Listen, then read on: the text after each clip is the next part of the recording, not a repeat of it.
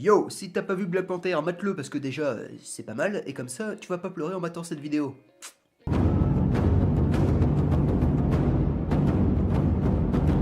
Il nous faut un jeu Black Panther! En tout cas, c'est ce que le film a le mieux vendu avec ce costume qui emmagasine l'énergie cinétique, ce qui ferait un putain de combo, et ça fait quand même des années qu'on attend un excellent jeu Marvel à la hauteur de ce qu'a fait la concurrence DC Comics avec la saga Arkham, et ben voilà, vous l'avez la solution, faites-nous un jeu sur T'Challa!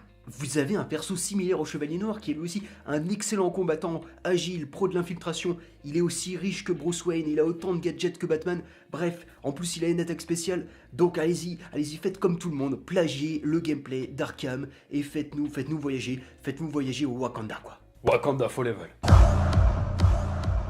Bon alors là, je pense que j'ai pas été le seul à avoir eu cette idée en matant le film, mais voilà. On sait que Robert Downey Jr., l'interprète d'Iron Man, va sûrement quitter le MCU après Avengers 3 ou Avengers 4. On sait aussi que Shuri, la sœur de Black Panther, est la personne la plus intelligente du Wakanda, même de la planète entière, et même de la galaxie.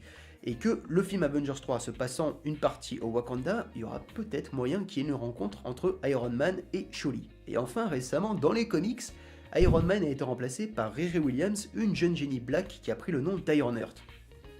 Est-ce que tu vois où je veux en venir? Est-ce que Shuri ne serait pas un peu la Riri Williams du MCU et va tout simplement succéder à Tony Stark après Avengers 4? Ah perso, j'ai envie d'y croire. C'est vrai que elle va devoir succéder à ce monstre qu'est Tony Stark, mais au final, elle doit surtout remplir deux conditions pour lui succéder correctement. Déjà s'affirmer dans les prochains films et surtout dépasser son statut de comic relief. Mais comme on dit, Wakanda Forever. Ah au passage Shuri, il paraît que t'es le plus grand cerveau du MCU. Alors comment ça se fait que t'as pas réussi à vaincre Killmonger toute seule? Non, parce que le costume qu'il portait à la fin, c'est bien toi qui l'as créé, non? Donc il doit bien y avoir un moyen pour le désactiver ou le bloquer? Non? Non? T'as juste tué le meilleur méchant du MCU comme ça? Oh bah bravo Shuri, très intelligent ça! Mais c'est trop con d'avoir tué Killmonger pour une fois que le MCU avait un vilain badass, intéressant, charismatique, en plus incarné par Michael B. Jordan. Bah forcément t'as plus envie de le voir gagner que Black Panther qui est juste... fade. Ça je comprends pas parce que il est ultra classe dans Civil War, il est même ultra classe dans le trailer Infinity War, c'est notre Black Panther alors que là, le T'Challa, tous les persos lui volent la vedette, il est juste...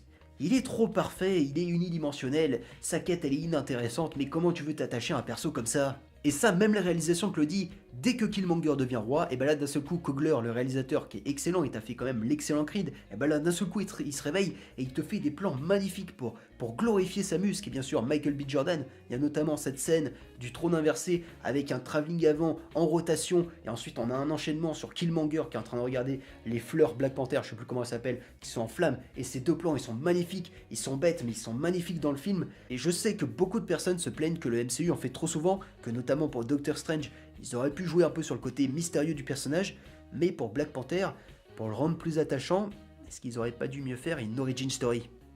Bah moi je pense que si. Une idée qui m'est revenue pendant le montage, et vaut mieux tard que jamais, l'affrontement final, au lieu de faire ça dans un métro, pourquoi ils ont pas fait ça dans une forêt ou dans une jungle? Ok, en termes de symbolique, c'est pas du tout subtil, mais ça aurait quand même eu vachement de gueule. T'Challa et Killmonger qui s'affrontent pour savoir qui est la meilleure panthère noire, et T'Challa l'emporte parce qu'il joue à domicile, contrairement à Killmonger qui ne connaît pas le Wakanda, ne connaît pas sa nature et donc est indigne de devenir son roi. Non seulement il y a cette idée d'héritage, mais aussi en termes de mise en scène, on aurait pu avoir un combat final à la fois très sauvage, très félin, ouais j'ose le dire, mais aussi nos deux adversaires qui jouent vraiment les panthères, qui se dissimulent dans la nature, sur des branches, dans des ombres, bref, avoir un combat final un peu stylisé. Bref, Wakanda pas forever.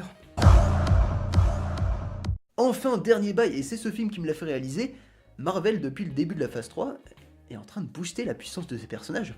On nous a présenté le surpuissant Doctor Strange, Black Panther et Spider-Man ont eu des nouveaux costumes, Thor est devenu un dieu accompli, et dans les Gardiens de la Galaxie, Peter Quill a appris qu'il était devenu un demi-dieu.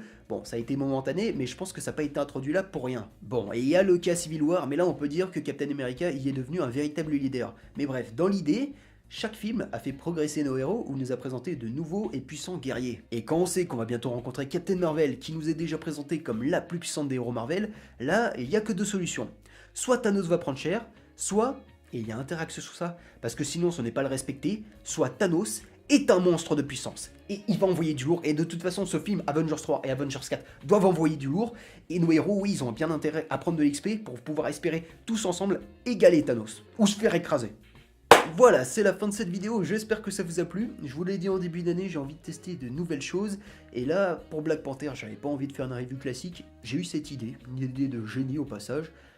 Abordez le film sous cet angle. Dites-moi dans les commentaires si ça vous a plu, ou lâchez un gros pouce bleu. Et je pense pas faire ça pour toutes les sorties de films, voire même le refaire tout court. Mais on se retrouve prochainement pour probablement un nouvel accès comics, yes. Et moi je vous dis, prenez soin de vous, à la bise, à la prochaine. Adios!